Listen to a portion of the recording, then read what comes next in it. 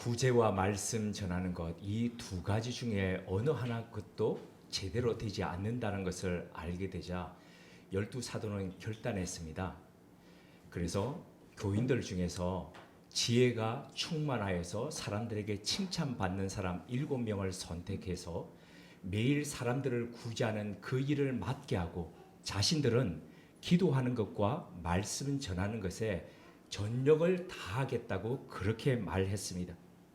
사도들의 제안대로 예루살렘 교회는 그들 중에서 7명을 선택해서 안수하고 7 집사로 세워서 가난한 사람들을 돕는 일에 전념토록 했습니다. 특이한 것은 그 교회 안에 다수를 차지했던 유대파, 이 히브리파죠. 그러니까 그곳에서부터 나고 자랐던 이 유대인들조차도 돈이 오가는 그 일에 있어서 사람을 세우는데 책임자를 바깥에 있는, 그러니까 자신들이 담당한 것이 아니라 외부에서 왔던 그 헬라파 사람들을 위해서 그 헬라파 사람 모두 7명을 선택했다는 점입니다. 소외되는 사람이 없도록 시스템을 정비하고, 그리고 교회 내에서 다른 출신들, 그러니까 배경이 다르고 성장이 여러 가지 환경들이 다른 그런 사람들과 더불어서 한 공동체를 이루면서 살아가는 그 방법을 초대교회 교인들은 보여주고 있다는 것입니다. 이런 결정으로 인해서 이 초기 교회의 선한 영향력은 그 주변에 편만해 갔습니다. 그래서 점점점 사람들이 이 교회에 대해서 칭찬하고, 그리고 믿는 사람들이 늘어나고, 단순히 믿는 사람들이 아니라 믿는 제자의 수가 늘어났다라고 이야기를 합니다. 그리고 가장 어떤 면에서는 그 신앙 사회 속에서 보수적이라고 할 수 있는 제사장의 무리조차도 예수 그리스도의 도를 따르는 사람으로 들어오게 되었다는 거죠. 이게 바로 지난 주일의 본문의 내용이었습니다. 지난 본문에 이어진 오늘의 본문 가운데서는 7 집사 중에 한 명이었던 이 스데반이 체포되고, 그리고 체포된 그 이후에 그가 공의 앞에서 설교하고, 그리고 오늘 이후에 있는 이 본문 말씀은 그의 죽음까지도 다루고 있습니다. 그의 죽음의 원인과 그리고 그가 죽어가면서 마지막으로 전했던 메시지를 통해서 하나님께서 오늘날 우리에게 주시는 그 말씀이 무엇인지를 찾아가 보도록 하겠습니다. 7 집사 중에 한 명인 스데반의 등장과 활약을 알리는 본문인 오늘 8절은 은혜, 권능, 충만, 큰 기사, 표적, 이런 단어들의 연결로 구성되어 있습니다. 어느 단어 하나도 가벼이 볼 수 없는, 그리고 보편적인 사람들의 삶 가운데서 나타날 수 없는 그런 묵직한 단어들의 모음입니다. 뿐만 아니라 이런 행위와 일들은 단순히 한 단어로 존재하는 것이 아니라 계속 연계성을 가지고 연속성을 가지고 있더라는 것이죠. 하나님의 은혜, 카리스입니다. 카리스. 근데 이 하나님의 은혜, 카리스가 임하니까 성령께서 스데반 속에서 충만하게 되어서 권능 있는 일을 나타내게 하셨습니다. 권능 있는 일이라는 것은 큰 기사와 표적이라고 했는데 바로 이적이죠. 치유입니다. 사람들이 낫고 기적이 일어나는 이 일들인데 요한복음에서 주로 이렇게 이 단어를 사용했습니다. 마태, 마가, 누가복음은 이적, 기적이라고 표현을 했었는데 요한복음은 유독 이것을 표적이라고 했었죠. 사인이고 그리고 시그널이라는 거죠. 어떤 사인이고 어떤 시그널이라는 겁니까? 예수 그리스도께서 그리스도이시고 하나님의 아들이시고 구세주로 이 땅 가운데 오셨다는 것을 그 기적을 통해서 보여줬다는 거죠. 그래서 예수님의 첫 번째 이적을, 이 표적을 요한복음이 가나 혼인잔치에서 물로 포도주 바꾼 것처럼 바로 사람의 존재 자체를 바꾸는, 그러니까 단순히 물리적 바꿈이 아니라 화학적 바꿈으로 바꾸는 그런 능력자로 이 땅 가운데 오셨다는 것을 나타낸 것이죠. 그게 바로 표적이었습니다. 자, 이 부분에서 우리로 하여금 조금 의아하게 만드는 것이 있습니다. 그것은 스데반은 이런 일 하라고 뽑은 사람이 아니라는 겁니다. 어떤 일 하라고 뽑은 사람입니까? 사람들을 구제하고, 그리고 구제하는 데 있어서 제외되고 소외되는 사람이 없도록 하기 위해서 책임자로 뽑아서 안수한 사람이라는 겁니다. 그런데 그는 그 일보다도 지금 가르치고 치유하는 일에 더 집중했다는 것입니다. 자신의 본분을 넘어서는 일이었습니다. 근데 이게 스데반의 잘못일까요? 만약에 스데반 속에서 역사하셨던 성령께서 그로 하여금 그렇게 하도록 떠미셨다면 어떨까요? 마가복음 1장 12절에서 13절에 보면 예수님께서 세례를 받으시고 성령께서 비둘기처럼 예수님 위에 임하셨다라고 표현하고 있습니다. 그리고 난 뒤에 그 다음 일에 대해서 이렇게 증거합니다. 성령이 곧 예수를 광야로 몰아내신지라. 광야에서 40일을 계시면서 사단에게 시험을 받으시며 들짐승과 함께 계시니 천사들이 수종들더라. 앞선 구절인 마가복음 1장 11절은 하늘에서 하나님께서 너는 내 사랑하는 아들이라 내가 너를 기뻐하노라는 이 말씀을 하셨다라고 증거하고 있거든요. 근데 그 뒤에 지금 하나님이 얼마나 사랑하는 아들인데, 하나님이 얼마나 기뻐하시는 아들인데, 이 아들을 성령께서는 광야로 그냥 내몰았다는 겁니다. 이 광야로 그냥 끌고 가신 것이 아니라 내쳤다는 거죠. 그렇게 내쳤다는 겁니다. 황량한 광야에서 40일 동안 식음을 전폐하게 하시면서 사단에게 시험 받도록 그렇게 내모셨다는 거죠. 상식적으로 우리 이해가 되지 않지 않습니까? 가끔씩 부모님 중에서 화가 나면 사랑하는 자식임에도 불구하고 나가라, 나가라 이러죠. 우리 개그우먼 중에 욕을 거하게 잘하는 개그우먼이 있었다고 합니다. 말씀만 하면 누군지 그게 아실 겁니다. 맨날 화가 나니까 이 피를 먹을 놈, 나가라 그러고 이러고 했는데 어느 날 그 아이를 데리고 캐나다로 유학을 갔는데, 조기유학을 갔는데 그날도 너무 화가 나가지고 에이 나가라, 에이 나가 뭐 할 이런 얘기를 했답니다. 그런데 딱 성령께서 그 마음속에 이렇게 얘기하시더랍니다. 그래? 내가 진짜로 그렇게 해줄까? 너무 놀래가지고 엉엉 울면서 그때 회개하고 그 뒤부터 절대 자식에게 그렇게 나가 뭐 어떡하라 이런 얘기 하지 않았다라고 합니다. 화가 나면 가끔씩 그럴 수도 있겠지만 보편적인 부모님은 그렇지 않습니다. 사랑하는 자녀에게. 그런데 하나님은 가장 사랑하고 가장 기뻐하는 아들을 지금 광야로 내치신 겁니다. 이것이 바로 성경을 보면 하나님이 사랑하시는 아들, 아끼시는 이에 대해서 하나님이 그와 더불어서 함께 일하시는 방식이었다는 것을 알 수 있습니다. 예수님의 이 광야 시험을 보면서 도스토예프스키가 이런 말을 남겼습니다. 만약 예수님의 언행에 관한 기사가 모두 소멸된다 하더라도 광야 시험의 기사가 남는다면 그리스도교는 세상에서 계속 남게 될 것이다. 그러니까 이 작가는 예수님의 이 시험 받는 장면을 성경에서 보면서 기독교의 본질이 바로 여기 있구나라는 것을 발견했다는 겁니다. 마가복음에 표현한 것을 기초해 보자면 예수님은 자신이 좋아서 광야로 가신 것이 아닙니다. 하나님의 영에 인도되어 내몰려서 광야로 가신 겁니다. 성경을 읽다 보면 예수님뿐만 아니라 이스라엘 역사 가운데서 하나님은 사랑하고 아끼는 백성들을 이 광야로 내모신 것들을 참 많이 발견하게 됩니다. 광야는 하나님의 백성으로서 정체성을 갖게 하고 그리고 새롭게 사는 양성소였고 훈련소였습니다. 모세도 엘리야도 세례 요한도 그리고 뿐만 아니라 하나님을 깊이 경험하고 그분의 영과 가까웠던 사람들은 광야와 가까이 하지 않았던 사람이 단 한 명도 없습니다.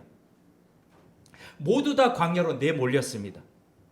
그래서 광야는 생산적인 측면에서 보자면 하나도 쓸모없는 땅입니다. 하지만 하나님의 백성으로서 영적으로 성장하는 데 있어서 그런 입장으로 볼 때는 이 광야야말로 가장 유익한 장소가 됩니다. 자, 앞선 질문으로 돌아갑니다. 성령님으로 인해서 충만했던 스데반은 왜 매일매일 음식 나눠주는 그 일을 하지 않고 왜 치유하고 왜 사람을 고치고 사람을 일으키고 왜 그런 이적하는 그런 일에 집중했을까요? 그것은 성령께서 하나님의 영으로 충만했던 스데반을 그렇게 내모셨기 때문입니다. 그러고 보면 스데반이 복음을 전한 길거리나 아니면 잡혀갔던 공회나 모두 다가 죽음과 생명의 그 경계선에 있던 광야라고 할 수 있습니다. 성령님은 스데반을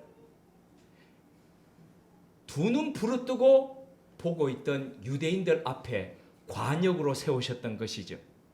그러면 왜 성령님께서는 스데반을 유대인의 관역되게 하셨을까요? 그리고 유대인들은 무엇 때문에 그 관역을 향해서 그들이 가지고 있던 화살을 그렇게 겨누어서 쏘았던 것일까요? 당시 유대인들에게는 양보할 수 없는 네 가지의 상징이 있었습니다. 그 첫 번째가 성전이었고, 두 번째가 율법이었고, 그리고 세 번째가 그들이 지금까지도 성지라고 이야기하는, 그렇게 믿고 있는 예루살렘이고, 그리고 네 번째가 유대인으로 태어났든지 아니면 유대인으로 귀화했든지 간에 유대인이라는 바로 그들의 자기 정체성, 이 네 가지였습니다. 비록 로마 통치 하에서 여러 민족들과 섞여 있고 여러 언어들을 이야기하고, 그리고 여러 문화 속에서 그들은 노출되어 있었지만은 위 네 가지는 그들이 절대 타협하거나 양보할 수 없는 바로 그런 것이라고 생각했습니다. 스데반의 말과 행위를 좋지 않게 보던, 그래서 논쟁을 벌이던 이들이 스데반에게 밀리자 거짓을 꾸며 위정교사했습니다. 스데반이 위 네 가지 중에 두 가지를 위반했다는 겁니다. 두 가지 중에 어떤 것이라고 이야기합니까? 모세와 율법이라고, 모세와 하나님을 모욕했다고 하는데 뭐를 얘기하는 것이냐 하면은, 자, 모세는 율법으로 대표되는 것입니다. 모세를 통해서 율법이 이 땅 가운데 왔습니다. 그래서 지금 모세를 모독했다는 것은 율법을 모독했다는 것이고, 그리고 하나님을 모독했다는 것, 지금 그 얘기는 성전으로 대표되는 하나님을 모독했다, 지금 이렇게 되고 있는 거거든요. 그래서 지금 유대인들은 이 두 가지를 심각하게 모독했다라고 거짓 증인을 꾸며가지고 강제 구인을 해서 공의 앞에 지금 세운 겁니다. 7장 전체에 보면 스데반의 설교 같은 지금 반론을 보게 되는데, 거기에 보면 메소포타미아에서부터 아브라함을 불러서 내어가지고, 그리고 요셉을 통해서 이집트로 이주하고 모세를 통해서 출애굽을 하게 했던 이런 이야기들을 하고 있습니다. 한마디로 스데반은 지금 구원 역사에, 하나님 구원 역사에 처음부터 그리고 그들이 있었던 지금까지의 일들을 다 지금 이야기하고 있는 겁니다. 시작과 그리고 과정과 결과까지 쭉 이야기하고 있는 거죠. 근데 스데반의 이런 설명을 들으면 유대인들은 공감합니다. 공감할 수밖에 없습니다. 왜요? 그렇게 아브라함을 부르시고 요셉을 통해서 이집트로 가시고 모세를 통해서 출애굽하시고 했던 모든 것들이 유대인들이 공히 믿고 있는 것이기 때문입니다. 하지만 초기 그리스도인들은 여기에 더해서 이런 생각을 가지고 있었습니다. 하나님께서 애초에 율법과 성전을 주셨던 그것이 예수 그리스도 때에 이르러서 새롭게 지금 적용되고 있다는 것이죠. 예수님께서 이 성전을 허물라 내가 사흘 후에 짓겠다라고 말씀하셨던 것을 보면서 유대인들은 액면 그대로 받아들인 거죠. 그래서 이 성전을 정말 허물고 새로운 성전 짓겠다라고 했지만 예수님은 사람의 손으로 만든 성전이 아니라 예수님 당신 자신이 바로 성전이다. 왜 성전이라고 그러셨습니까? 성전이 뭐가 성전입니까? 하나님의 영이 임재하고 계신 게 성전이죠. 그럼 하나님의 영이신 하나님의 아들이 머물고 계신 당신 자신이 바로 성전이었던 거죠. 그것처럼 이후에도 하나님의 영을 가지고 있는 사람들이 성전이라는 그런 개념으로 말씀하셨고, 그래서 처음 하나님의 성전과 율법을 주셨지만 이것이 새로운 일을 하고 있을 거다, 이 말씀을 지금 하신 건데, 바로 스데반 역시도 그런 개념을 가지고 있었던 겁니다. 그래서 긴 구원의 역사를 설명하면서 마지막에 이 스데반은 공회와 유대인들에게 치명타 같은 말을 남깁니다. 사실은 이 말을 안 남겼으면 스데반은 유대인들로 하여금 막 이렇게 분노를 일으킨 그런 말을 하지 않았을 수도 있습니다. 사도행전 7장 51절에서 53절을 제가 봉독하겠습니다. 사도행전 7장 51절과 53절입니다. 목이 곧고 마음과 귀에 할례를 받지 못한 사람들아, 너희도 너희 조상과 같이 항상 성령을 거스리는도다. 너희 조상들이 선지자들 중에 누구를 박해하지 아니하였느냐? 의인이 오시리라 예고한 자들을 그들이 죽였고 이제 너희는 그 의인을 잡아준 자요 살인한 자가 되나니 너희는 천사가 전한 율법을 받고도 지키지 아니하였도다 하니라. 스데반의 연설의 마지막 요지는 이런 겁니다. 지금 당신들은 모세 하고 있는데 한번 돌아봅시다. 당신들이 정말 모세를 따랐습니까? 하나님께서 모세를 당신들 조상들에게 출애굽시키기 위해서 보냈을 때에 그들이 모세를 따르지 않았잖아요. 그리고 출애굽하고 난 뒤에도 당신들의 조상들은 하나같이 하나님을 거역하면서 40년 동안 불순종했지 않습니까? 그리고 당신들이 오늘날 하나님의 영이 머무시는 임재하시는 성전이라고 하는 그것도 한번 봅시다. 하나님이 회막 가운데 임재하시고 할 그때에 당신들은 아론으로 하여금 금송아지를 만들어서 그 금송아지를 보면서 저 금송아지가 우리를 출애굽시켜 주신 하나님이라 그러면서 그렇게 숭배했지 않습니까? 그런데 사람의 손으로 만든 성전이 어떻게 하나님이 머무시는 그런 곳이 되겠습니까? 하나님은 사람의 손으로 만드신 곳에 머무시는 분이 아닙니다. 그런데도 당신들은 그 성전을, 오늘날 있는 성전을 끝까지 그것을 숭배한다면, 만약에 그렇게 한다면 그 자체가 우상숭배 아니겠습니까? 이런 말이었습니다. 그래서 참 율법을 지킨다고 하면서도 율법의 수호자인 것처럼 하면서도 오히려 율법을 무너뜨리고 있다. 하나님의 영이 거하시지 않는 저 집을 향해서 여전히 그게 하나님의 영이 거하시는 성전인 것처럼 붙들고 있는 당신들은 당신들 조상들하고 전혀 다를 바가 없다. 지금 여기에 모여있는 당신들이야말로 자기 조상과 똑같은 사람들이다. 이 스데반의 말에 유대인들은 격분했습니다. 한편으로 보니까 맞는 말입니다. 그래서 마음에 찔려 했습니다. 그럼에도 불구하고 그들은 분노를 감추지 못하고 이를 갈았다라고 합니다. 스데반이 그때에 성령으로 더 충만하여서 하늘을 우러러 보는데 하나님의 영광과 하나님께서 그 하나님의 우편에 서신 것이 보였습니다. 근데 보이는 것을 보인다라고 안 했으면 죽지 않았을 건데 보인다라고 이야기했습니다. 남들이 못 보는 것을 지금 본다고 이야기하는 겁니다. 그런데 스데반이 봤던 이 장면은 묘하게도 스데반이 서 있었던, 바로 잡혀와서 서 있었던 그 공회의 재판장 자리와 묘하게도 대조되는 하늘의 재판장이었습니다. 매 예배 시간마다 우리가 고백하는 사도신경에는 예수님께서 하나님 보좌 우편에 어떻게 계신다고요? 앉아 계신다고요. 그런데 지금 이 장면에서 스데반이 봤던 장면은 뭡니까? 그 예수님께서 서 계신다는 것이요. 심판주 되시는 하나님 앞에서 왜 예수님께서 서 계실까요? 바로 스데반을 적극적으로 옹호하고 변호하면서, 그리고 스데반을 향해서 응원하고 지지하면서 지금 격려하고 계신 그 예수님의 모습이 보였던 거죠. 그 예수님의 모습이 보이자 스데반은 그 어떤 것도 두렵지 않았고 그 어떤 것도 주저하지 않았습니다. 그래서 이렇게 선언하고 말았습니다. 사도행전 7장 56절입니다. 보라, 하늘이 열리고 인자가 하나님 우편에 서 계신 것을 보노라. 하늘이 열렸다는 것은 하늘의 비밀이 드러났다는 겁니다. 당시 유대인들에게 하늘은 비밀에 둘러싸인 곳이었습니다. 그런데 비밀에 둘러싸인 그 하늘이 지금 열린 겁니다. 사도 바울의 말처럼 영원부터 만물을 창조하신 하나님 속에 감춰있던 비밀의 경륜이 지금 드러난 겁니다.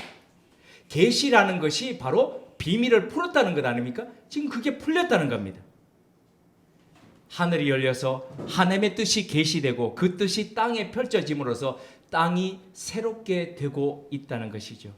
이런 의미에서 예수님께서 세례를 받으시고 물에서부터 올라오시자 하늘이 열리면서, 그때에 하늘이 열리면서 성령이 임하셨는데 마가는 그 하늘이 열리다라는 부분을 어떻게 표현했습니까? 하늘이 찢어진다라고 표현을 했었죠.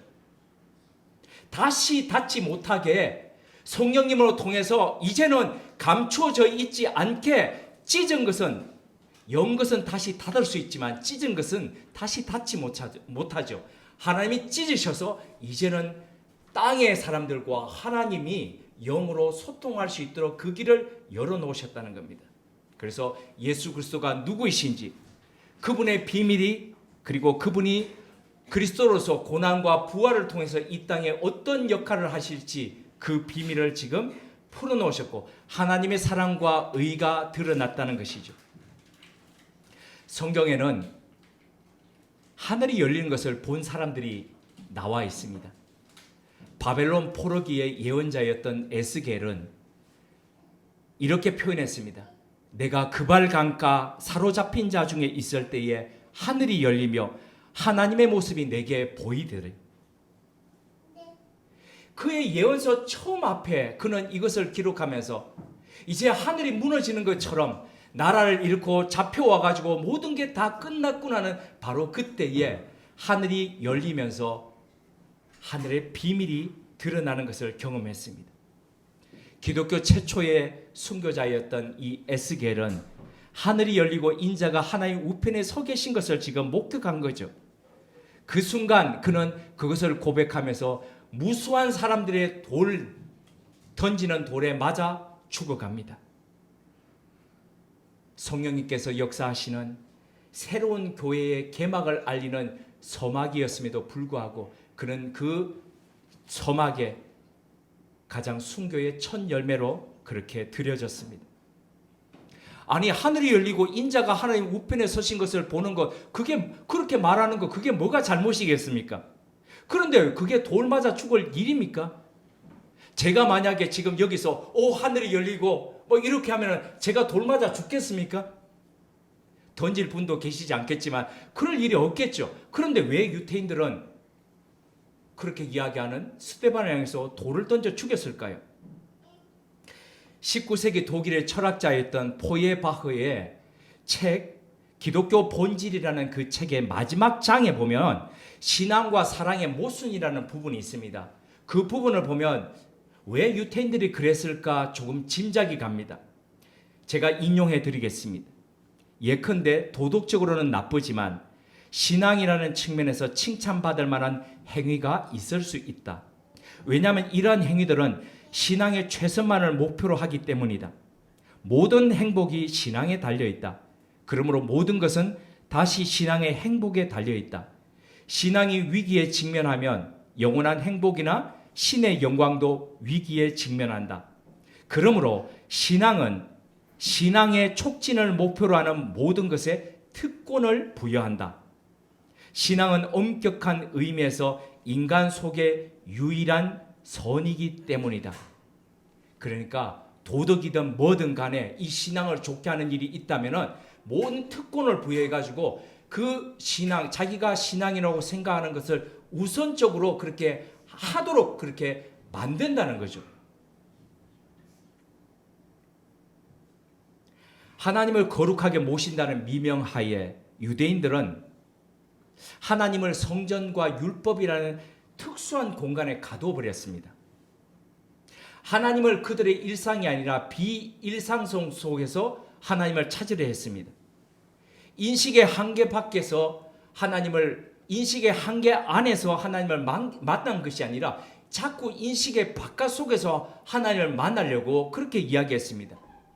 마치 엘리야가 막 보편적인 일상 속에서의 소리가 아니라 우르릉 쾅쾅하고 큰 지진 속에서 하나님을 만나려고 했던 것처럼 말입니다. 이것이 그들에게는 선이고 그리고 신앙이라고 생각했습니다. 이것을 지키기 위해서 그는 신을 위한답시고 그들은 사람을 죽이는 일까지도 주저치 않았습니다. 그러다 보니 일상 속에서 추방된 하나님은 문제 해결을 위해서 긴급하게 소환되는 응급처치자 역할밖에 하지 못했습니다. 이렇게 인식의 한계 속에서 밀려나면 밀려날수록 하나님도 부단히 뒤로 밀려나면서 그들은 하나님과 조우할 수 있는, 그리고 하나님의 뜻을 분별할 수 있는 그런 것에서는 점점 멀어져 갔습니다. 하지만 하나님은 우리의 일상의 변두리 바깥에서 우리를 만나시려는 것이 아니라 우리의 일상 한가운데서 우리를 만나시기를 원하십니다. 하나님의 거룩한 임재를 구실로 하나님을 예배당이라는 특수한 공간 속에 가둬두는 것이 아니라 우리가 밥 먹고 우리가 잠자고 우리가 출근하고 일하고 만나는 사람들 속에서 하나님은 같이 만나기를 원하셨다는 거죠. 그럼에도 불구하고 유대인들은 특수하고도 비일상적인 공간 속에, 그러니까 성전이라는 바로 그 속에, 예루살렘이라는 그 속에서만 하나님을 한정시키고 가두어 놓았고 그것을 신성시하면서 마치 그것에 대해서 뭐라고 이야기하면은 그것이 신성모독이고 자신의 신앙을 송두리째 무너뜨리는 배교 행위라고 그렇게 몰아가면서 사람을 죽여갔다는 것입니다. 하나님의 이름으로 사람을 죽이고 하나님마저도 마침내 살해하는, 하나님은 내가 그 집에 거하지 않는다 했음에도 불구하고 그것을 하나님의 집이라고 그렇게 강도의 소굴로 만들어 놓고 그렇게 인식하고 있었다는 겁니다. 하나님은 이런 한정되고 특수하고 그런 갇혀 있는 공간이 아니라 우리 삶의 한복판에서 우리와 함께 하기를 원하셨습니다. 그것을 위해 하나님의 영이신 성령님을 보내주셨습니다. 성령님의 이름이 보혜사입니다. 보혜사라는 이름의 이 말의 헬라어는 파라클레토스입니다. 파라라는 게 옆에서 우리를 위로하시고 상담하시고 도우시고 변호하시는 바로 그런 분이라는 거죠. 조력자라는 겁니다. 친구라는 겁니다. 하나님은 우리의 멀리서 명령하시고 그런 분이 아니라 우리 속에 들어오셔서 우리와 더불어서 날마다 우리의 일상을 함께 살아가시는 바로 가까이 계신 분이라는 거죠. 특수하고도 비일상적인 공간에 거하시는 분이 아니라 우리 안에 우리와 함께 계시기를 원하시는 임마누엘 하나님이시라는 거죠. 사람을 움직이는 세 가지 방법이 있다라고 합니다. 첫째가 힘으로 사람을 조종하는 겁니다. 둘째가 돈으로 조종하는 겁니다. 셋째가 감동시키는 겁니다. 지금까지 인류 역사 속에서 좀 있다라고 하는 사람, 그러니까 내가 힘 좀 있고 내가 돈 좀 있다라고 하는 사람은 늘 힘으로 사람을 부리려 했고 돈으로 사람을 조종하려고 했습니다. 그러나 하나님은 그 어떤 이들보다도 가장 능하신 분임에도 불구하고 첫 번째, 두 번째 방법을 쓰지 않으시고 늘 세 번째 방법으로 사람을 감동시키며 다가오셨습니다. 바로 이것이 하나님의 카리스마입니다. 첫 번째, 두 번째로 힘과 돈으로 사람을 움직이려 하는 이것을, 이 카리스마는 아재 개그로 하자면은 카리스마죠. 네. 하나님은 카리스마라는 이것으로 아니고 정말 카리스마로 다가오신 것이요. 은혜를 우리가 은혜 받았다 할 때에 이 은혜가 그리스말 헬라어로 카리스입니다. 이 카리스에서부터 카리스마라는 단어가 파생되었습니다. 하나님은 카리스와 그리고 하나님의 사랑이라는 아가페로 우리 가운데 우리를 감동시키는 카리스마로 다가오십니다. 레미제라블에 보면은 장발장이 변화된 게 그를 죽으라고 따라다니던 그 형사 자베스 경감의 카리스마에 짓눌려 가지고 사람이 바뀐 게 아니죠. 어떻게 바뀌었습니까? 장발장은 바로 그가 은촛대를 훔쳤음에도 불구하고 그를 끝까지 감싸고 그를 용서해 주었던 미리엘 신부의 그 카리스마에 그가 녹아들었던 거죠. 그래서 마치 그 촛대 위에 초가 녹으면 녹을수록 빛을 발하듯이 그 카리스마에, 그 따뜻한 카리스마에 그가 녹아서 그의 속사람까지도 변해서 정말 이전과는 완전 다른 사람으로 그렇게 살아갔던 것이죠. 오늘도 하나님께서는 우리에게 보여주셨던, 우리 곁에 오셨던 이 파라클레토스 성령님에 의해서 우리를 만나십니다. 그리고 하나님을 보게 하시고 하나님의 음성을 듣게 하십니다. 스데반을 위해서 서서 변호하시며 응원하시던 그 주님께서는 오늘도 이 땅 위에서 성령님과 더불어서 살아가는 우리들을 응원하십니다. 주님은 오늘도 생의 한복판에서 하나님과 만나면서 생의 작은 문제까지도 하나님과 의논하면서 하나님 어떻게 하면 좋을까요? 하나님 제가 어떻게 하기를 원하십니까? 라고 하면서 날마다 하나님을 증거하는 생기 있는 그리스도인으로 살아가는 우리들을 응원하십니다. 이것이 성령 강림 주일에 주님께서 또 다른 보혜사 성령님을 우리에게 보내주신 이유입니다. 함께 기도하시겠습니다. 하나님, 성령 강림 주일에 스데반의 설교와 죽음을 통해 우리가 하나님을 어떻게 대하는지를 되돌아보았습니다. 우리도 유대인들처럼 하나님을 거룩하게 모신다는 미명 아래 하나님을 성경과 율법이라는 특수한 공간에 가두지는 않았는지요? 하나님을 우리의 일상이 아니라 비일상성 속에 한정하지는 않았는지요? 하나님을 우리 인식의 한계 안에서 만나는 것이 아니라 불완전한 인식의 한계 밖에서 늘 찾지는 않았는지요? 그러고 보면 우리도 스데반을 죽인 유대인들과 별 다름없이 하나님을 위해 하나님을 죽이고 마음으로 무수히 사람들을 살해하는 사람들이었음을 고백합니다. 신앙의 이름으로 신앙을 왜곡하고 허물었던 비신앙인이었음을 고백합니다. 하나님은 더 이상 이렇게 살지 않도록 우리를 위해 하나님의 영이신 보혜사 성령님을 보내주셨음을 깨닫습니다. 하나님의 카리스, 이 은혜에 감사드립니다.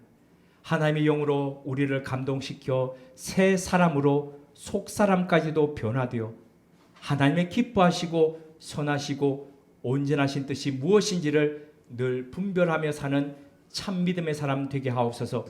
오늘도 우리를 위해 하나님의 보좌 옆에서 서서 변호하시며 응원하시며 격려하시는 또 다른 보혜사 예수님의 이름으로 기도드립니다. 아멘.